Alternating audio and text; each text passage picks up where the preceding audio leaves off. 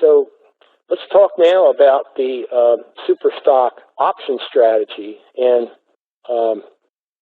what we like to do is we trade both stocks and options when we use the major trend system. So if a stock is on a major trend system buy signal, then we'll go ahead and buy call options on it. And we use the Keltner channels, which I'll show you here in a minute, to select a low-risk entry point. So the super stock option strategy focuses on these super stocks, and we're simply buying call options on these super stocks, which are leveraged and have more return potential. So we trade both stocks and options on the super stock. So we'll buy a call option if the stock is on a major trend buy signal, and we'll use the Keltner channels to select a low-risk entry point for our option, and then we use what we call the 1% rule to select the option strike price. So again, we use the major trend system to identify super stocks with consistent and predictable price patterns and steady price increases over the past 20 years, low volatility, and they outperform the major stock market indexes, and we will buy call options on these super stocks. So options are what is known as derivatives, and they derive their value from the price movement of the underlying stock. So we use the major trend system to identify stocks moving up in price and that have a long history of price increases. So this allows us, when we buy a call option, this allows us to profit from the leverage that's available with options.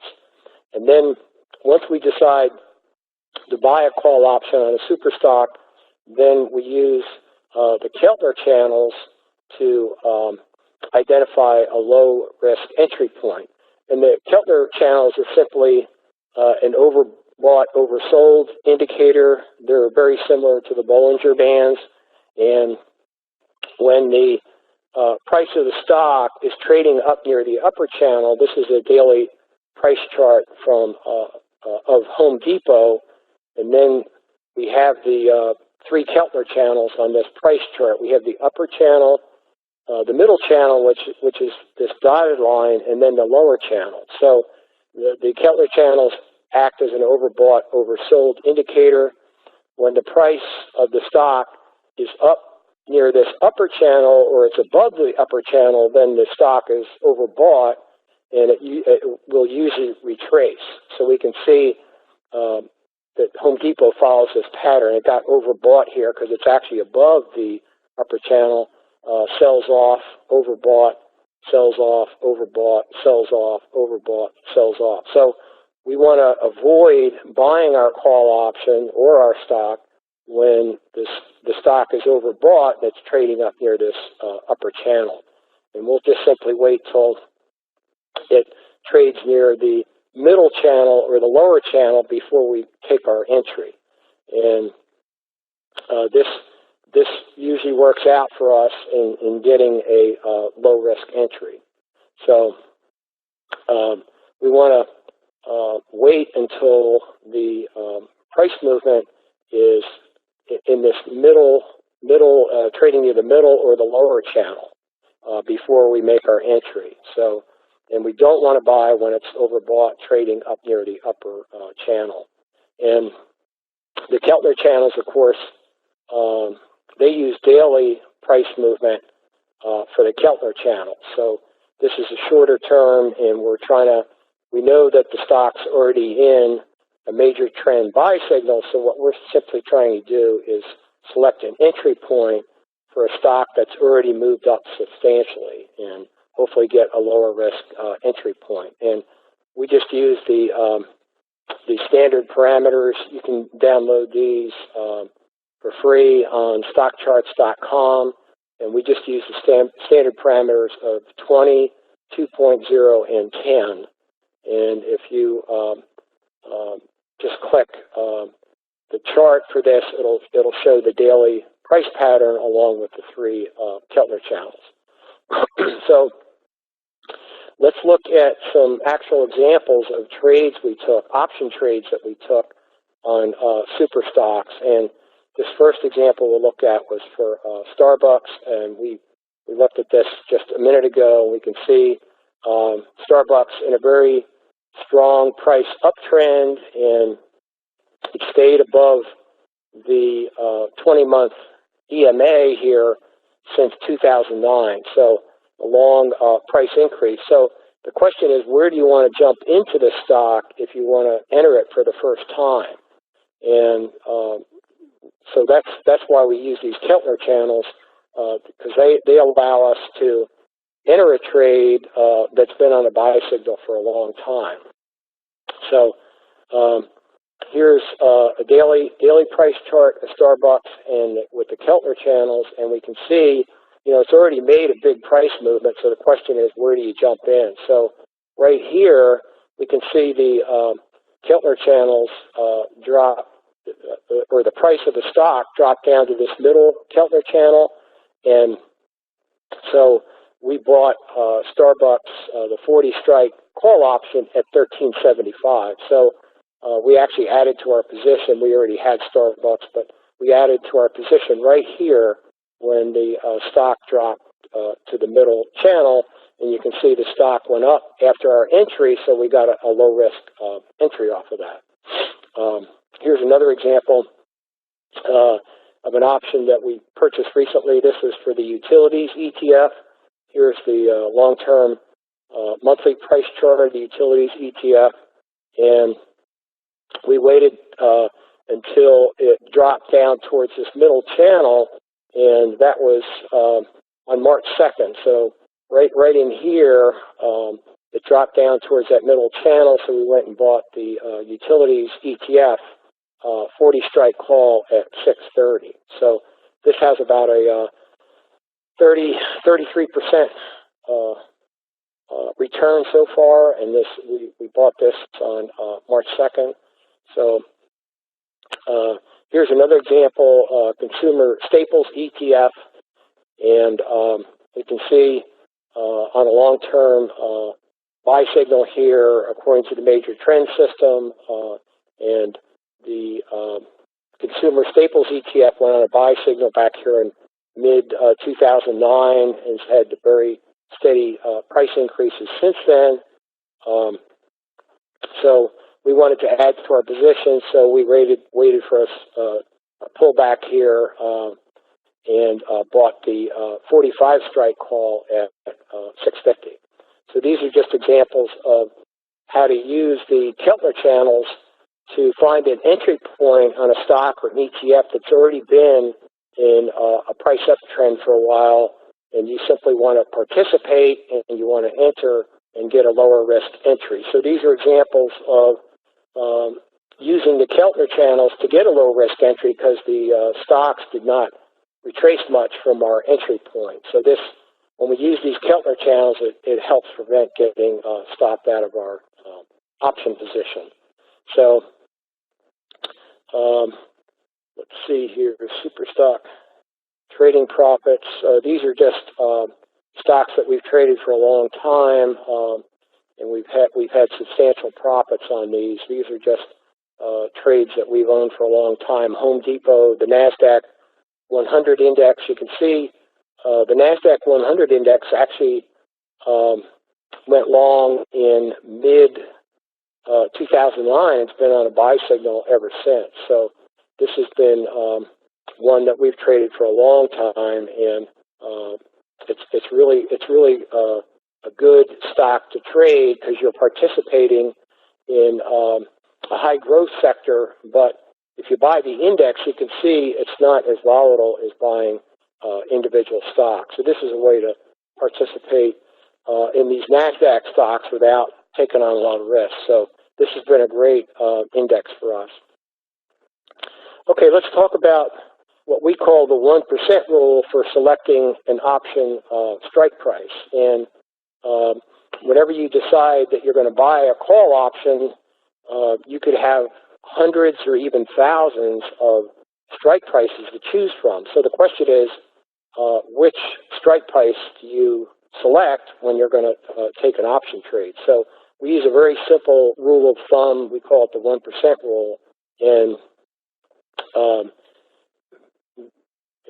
if you remember in option basics, option premiums consist of time value and intrinsic value. So every option premium has a time value component and an intrinsic value. And the thing you have to remember about options is options lose all their time value at option expiration. So when you buy a call option, you're buying a decaying asset. So you always have to keep that in mind when you're trading options, because that time value portion of the option is going to go to zero at expiration. So you always want to keep that in mind. So due to the time decay characteristics of options, when we buy an option, we want to minimize the time value and maximize the intrinsic value, because this time value, again, is going to go to zero at expiration. So the way we do that is we limit the time value portion of the option to less than 1% of the stock price. So if you limit that time value portion to less than 1% of the stock price, then the stock only has to go up 1% for your option to break even and start making money. So this is very important when you're trading options. So let's look at an example. This is that Starbucks example that I showed you a few minutes ago. We bought Starbucks retraced to that middle Keltner channel. We added to our position. So we bought the Starbucks 40 strike call at $13.75. And at the time we bought the call, Starbucks stock was trading at $53.63. So this would have been an in-the-money call, as the strike price was below the stock price. So this is an example of an in-the-money strike on that call option. And let's take a look at the time value portion of this option. So again, we bought the 40 strike call at $13.75, and Starbucks stock was trading at $53.63. So if you take the stock price of $53.63 and you subtract the call strike price of 40, you get an intrinsic value for this option of $13.63.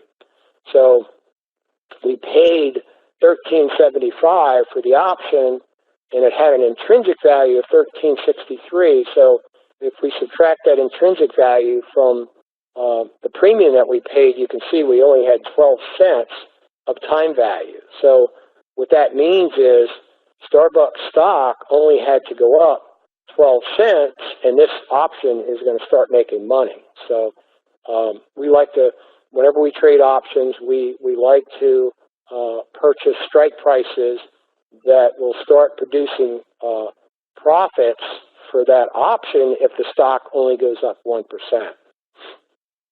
So this is we have 6 different types of option calculators for our various strategies. And this particular calculator is for the call option purchase. And what this does is it calculates the profit potential for this option trade for buying the 40 strike call at $13.75. It'll calculate the profit potential, assuming various price changes in Starbucks stock at option expiration. In this example, from a 30% increase in the price to a 5% decrease in the price. So the bottom row here gives you the percent return for the option based on the price movement of the stock. And the second from the bottom row here gives you the dollar profit or loss based on this price movement of the underlying stock. So we can see if Starbucks stock is flat at option expiration, this will lose 0.9%, so just under 1%. So that's a lot better than buying a out-of-the-money call or an at-the-money call, and if the stock is flat at option expiration, you could lose 100% of your premium. So we want to avoid that, so we buy these in-the-money call options that are less leveraged but also have a lot less risk. But you can see if Starbucks stock was trading at was up 10% to 58.99, then we'd have a 38% return for this option. So the stock is trading around 59 now. So we have about 38% return on this option. And if the option if the underlying stock, if Starbucks stock was up 20% at option expiration, this option would have a 77% return. So even though we're giving up some of the profit potential by buying an in-the-money call, you can see if the stock's up 10%, we get a 38% return. If the stock's up 20%, we get a 77% return. But if the stock is down, is flat or down slightly, we don't get wiped out like you would with an out-of-the-money or at-the-money call where you'd lose 100% of your premium. So it's a trade-off, but we like to trade with that 1% rule because we'll have a much higher chance of being successful with our option trading. So again, with the Starbucks option, the stock only has to increase 12 cents or 0.2%, and the trade breaks even, and then we start making money on the option.